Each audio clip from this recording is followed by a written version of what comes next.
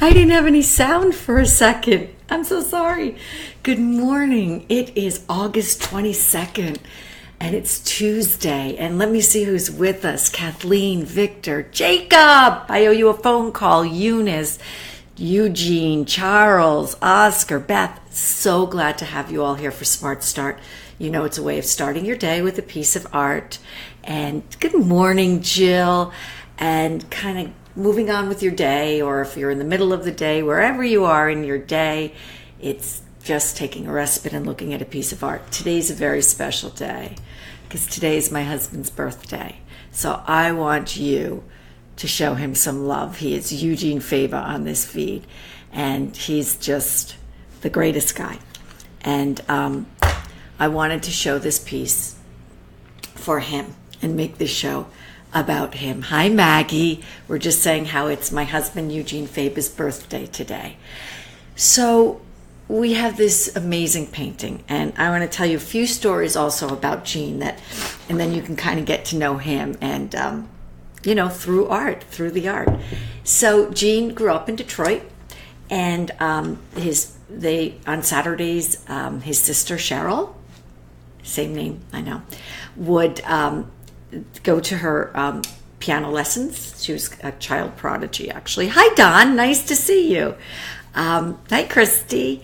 So, and they go downtown to Detroit and take the piano lesson, and then afterwards go to the museum, and the Detroit Museum of Art, the Detroit Institute, a phenomenal museum. And the story goes from Gene that he and his siblings on Saturdays would just be riveted by this piece by Pieter Bruegel the Elder. And knowing Gene the way I do, I can understand it. And seeing it through his eyes really enlivens the piece for me. So hi, Annette. Good morning. So let's look at this. It's 1566. Now this is the Netherlands. This is the Renaissance in the North. But at this time, and I've shown you, and we've talked about a lot of art from Italy and France at this time. You're talking about religious art, and you're moving into a little bit of Caravaggio and such, but you're still talking about religious icons, but not in the North. Bruegel brings us a picture of peasants at a wedding, and it is so exciting, and it's so phenomenal to look at. I could see how Gene, good morning, Kathleen, I could see how Gene and his siblings, Cheryl and Gail, we love you. If you're watching this, we just want you to know that we love you and miss you so much. That you could see how, I could see how they just are. You could just lose yourself in this painting week after week, year after year. You know, Bruegel really gives us this feel of peasant life. And so, of course, I want to hear what you guys have to say about all of this. I'm going to show you a detail. But before I show you a detail of that, I want to show you another one of his pieces that I fell in love with. So it's interesting. Gene falls in love with the wedding dance, and I fell in love with Hunters in the Snow. Look at this piece. I want to tell you a few Gene stories, okay? So you can get to know Gene. And then you get to know a little bit more about us and me. So when I was living in Italy, I lived and studied in Italy, and it was phenomenal, to say the least. I had this boyfriend. And let me tell you about living in Rome is not an easy place to live. It's not an easy place. There's no air conditioning. There's no ice. Just nothing works the same as it does here. And that's okay. You get used to it. You totally get used to it. But when I first arrived, it was in July, and so without air conditioning, and it was very hot. So I was at my boyfriend's apartment, and I doused myself in baby powder. I mean, it was just throwing the baby powder over because the heat. I was spending all day just studying in the hot university, or also the only respite was to go into the churches. So when I had left I had to leave for a little bit months later just to, he had written me this note, this letter saying how when he came back to the apartment, he saw my footprints in the powder, and it was the white slippers.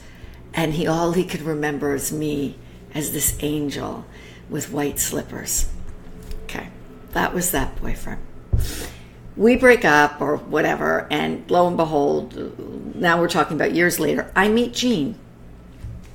And it must be the summer again somewhere, because then I'm dousing myself with powder, and Jean, I leave the house, and Jean calls me. I saw some unhappy faces. I don't know what it's about. Okay, Jean calls me, and he says, "Did you leave powder all over the floor?" And I said, "Yes." And I'm thinking, I'm an angel, and it's my white slippers. And he goes, "I swear to you, it's like a nuclear winter in that house. It's like something just evaporated." And I just went, oh. I laughed so hard.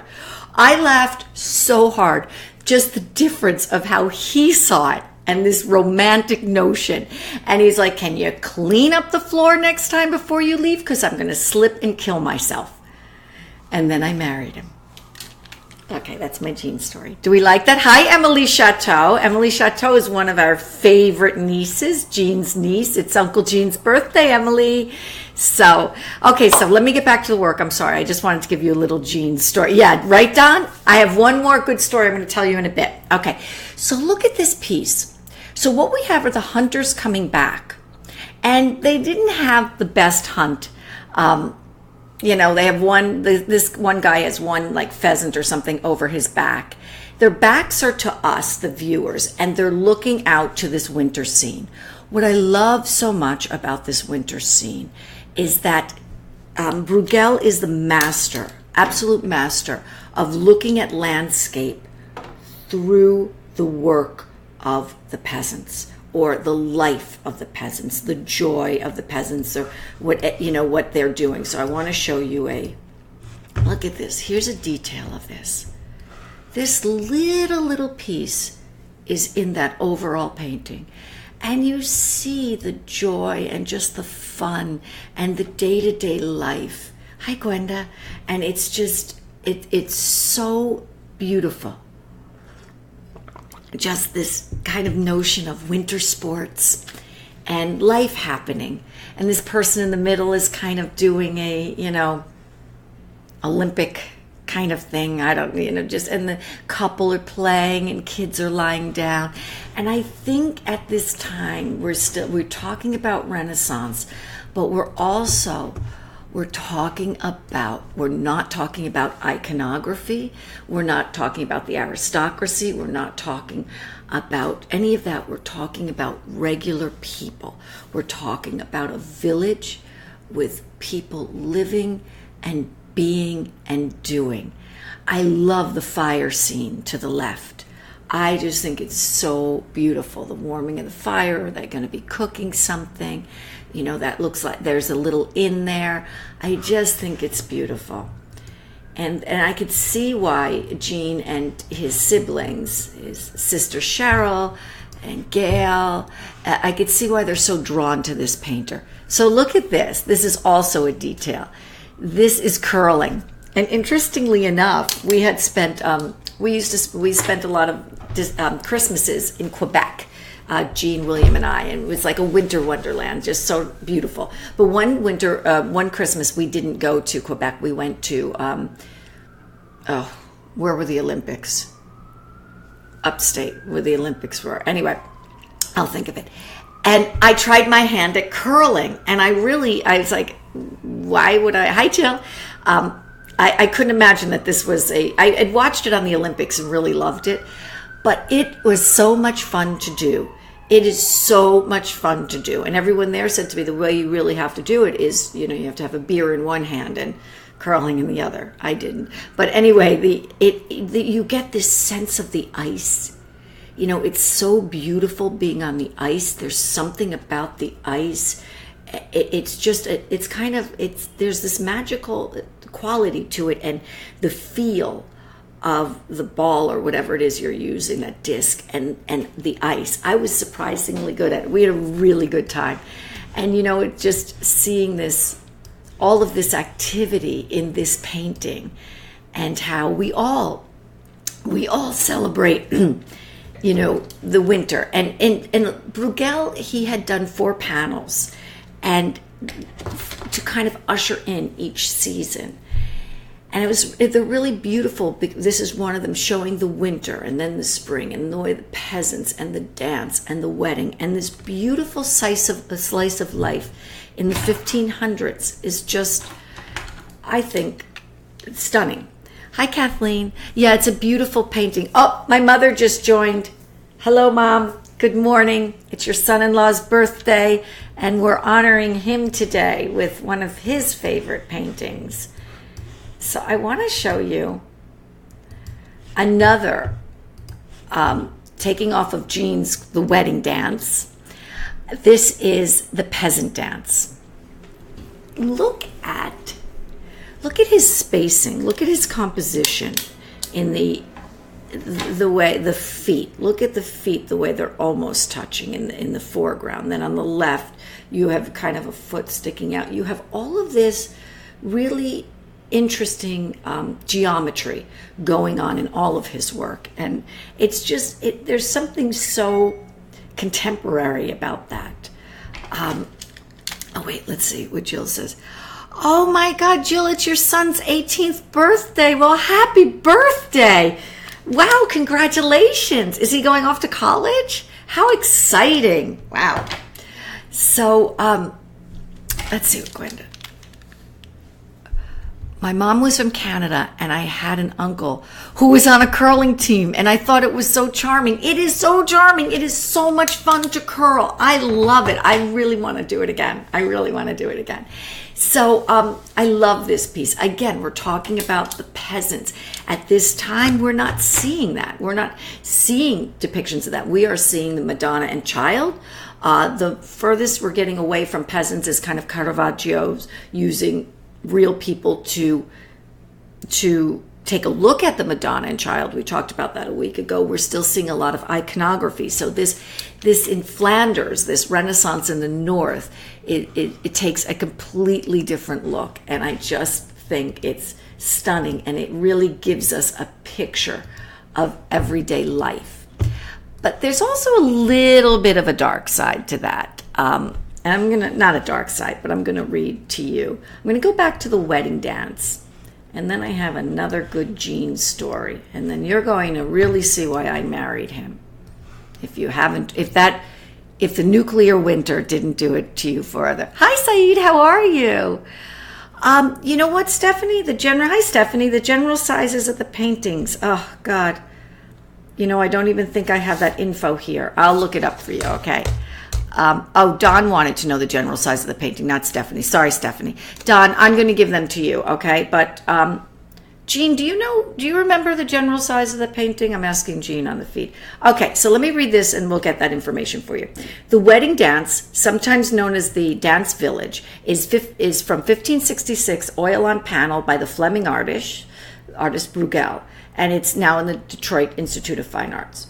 The popular painting shows a group of 125 wedding guests wearing clothing from the times. Presented in the canvas is an apparently chaotic way at an outdoor party surrounded by trees. Honestly, this doesn't look chaotic to me. This looks like a dance. It was big. I was little. Thanks, Jean. That is so good. Okay. This doesn't look chaotic, does it? Jacob, does this look chaotic? This looks like a party we'd all have, right? Okay. The bride wore black, and it was their that was the period of time where the bride wore black, and you can see her in the middle. Voyeurism, or spying on people engaged in intimate behaviors, is shown throughout the entire work amongst all the people. So now we know why Jean and his siblings were looking at this painting every single weekend. There are all of these little details. Let me see if I have one. I'm not sure if I was able to find one. Anyway, there's all these little details in the piece. If you look closely, you'll see some guy's hand, a woman's skirt, and this guy in the foreground is dancing with one woman, but he seems to be grabbing this other woman's butt. And so there's all of that happening. So it's like intrigue. Good morning, Elio. Good morning, David. Okay. Each guest's positioning in the painting has its own meaning. In the foreground, there is a dancer wearing the colors of that time period, and there are many peasants in that area. In the middle, there's a bride dancing with an older man, presumably her father. On the right of the work, there's a musician playing who is watching the dance from the side. Judging by the writing utensils hanging on his belt, he is a writer or possibly a middle-class painter. So we have a lot of notion here of class and where people fit into in society. Behind him is a hanging tablecloth decorated with a crown, and beneath it is the bride's table. Okay, the movements of the people show that their behavior is inappropriate or a caricature of rustic buffoonery.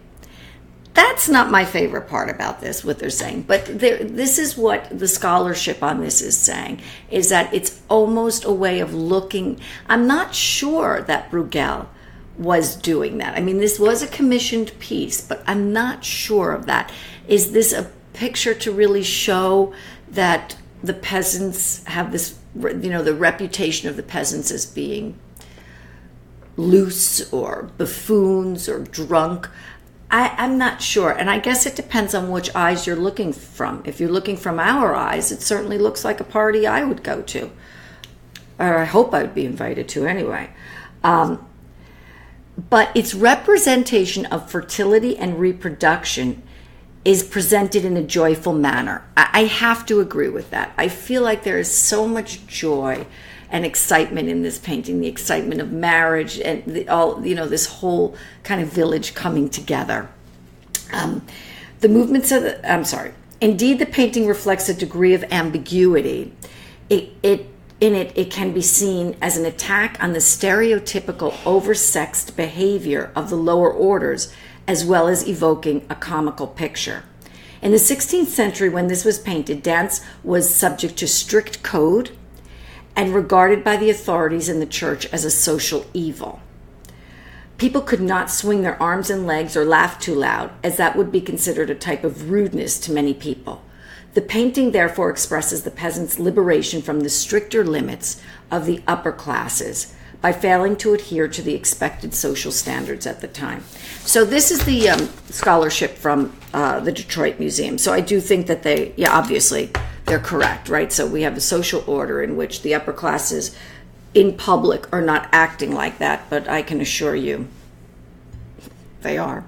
But then the lower classes become their behavior becomes stereotyped, right? That they behave like that and they do it in public and such. And so, there's that dichotomy. But I find it just simply evocative and stunning. So I want to go back to this one. And this just joie de vivre and joy of life. So this is the detail from that piece that I just showed you. I like this, right? This is the peasant dance. And again, he just captured, is there a dark figure center left with a horned hood? Don, you're talking about on the wedding, right? I'll go back to that in a second. Let's look at that. So I love this too, because you have these two kissing in the background. You have these two guys over his head. Again, just a slice of life. Let me go back and answer Don's question. Don, you mean from here, right? A horned figure. Let me see what. There's a dark figure center left with a horned hood. Dark figure. Does anybody see it? I don't see it at this point. Of course, my glasses are terrible. But I'm going to look for it. I want to see. I want to see if it's that. Okay, so I want to go back to this one piece because I have another Jean story for you. Very quick Jean story for you before we before we wrap up on Jean's birthday and get our day started and just have a great celebration, because William will be leaving for college in less than a week. Above the white scarf. Wait, we got to go back. Above the white scarf. Does anybody see it?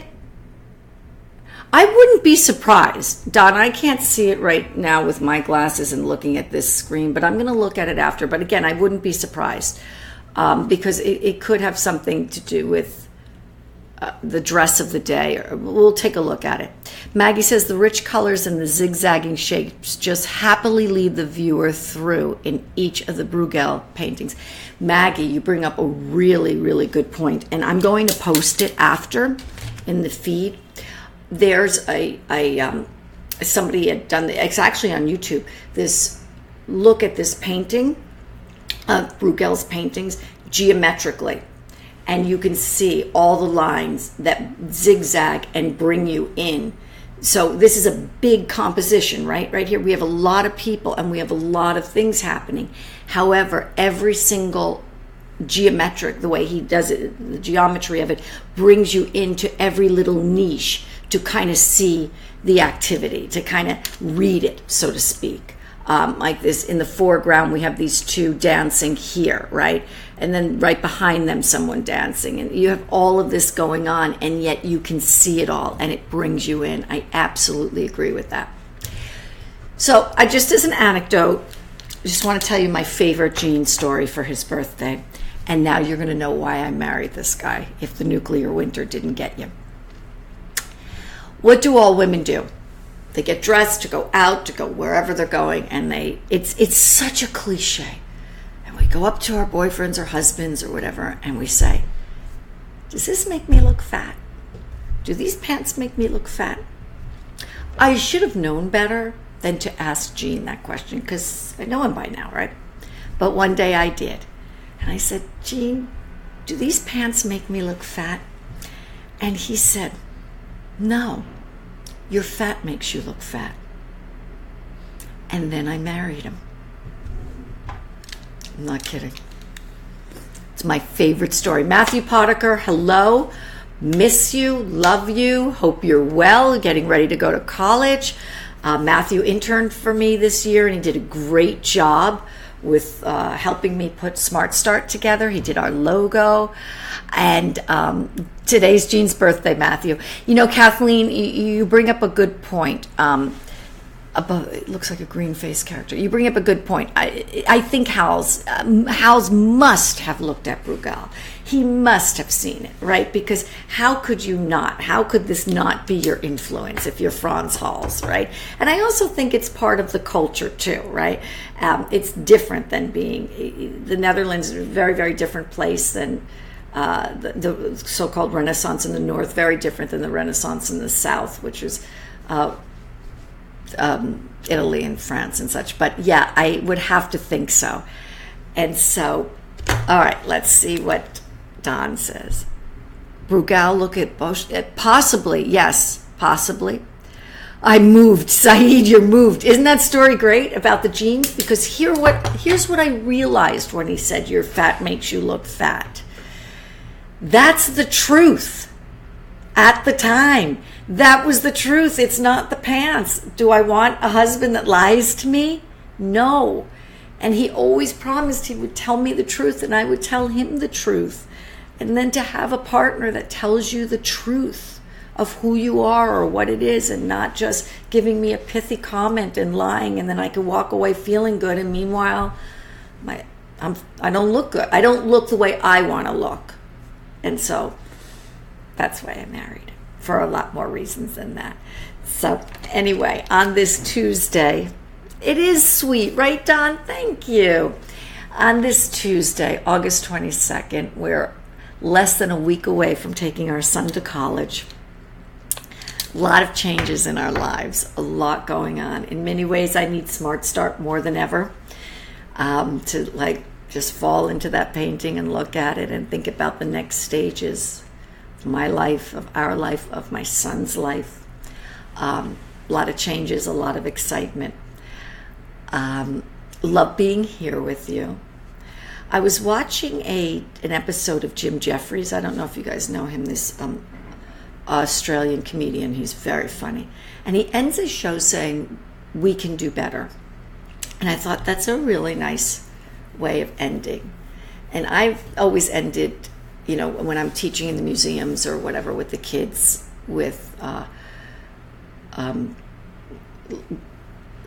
view art, be well. But I was taken by Jim Jeffries, and I think that, I wanted to try to find an ending that was like that, but I don't want to obviously pick up someone else's ending. But I was thinking, you know what? I think we all do better. I think we can all do better together, kind of being here and together. I know that I'm better for this, and I can approach the world in a better way. And so I hope that you feel that way too. And I love having everybody here. And I'm very excited about today for Jean's birthday. Jean set up this whole Smart Start for me. And I'm able to do this because he really set this up. So thank you all. Thank you all very much. Happy birthday to Jean. And together we continue to do better. So have a great day.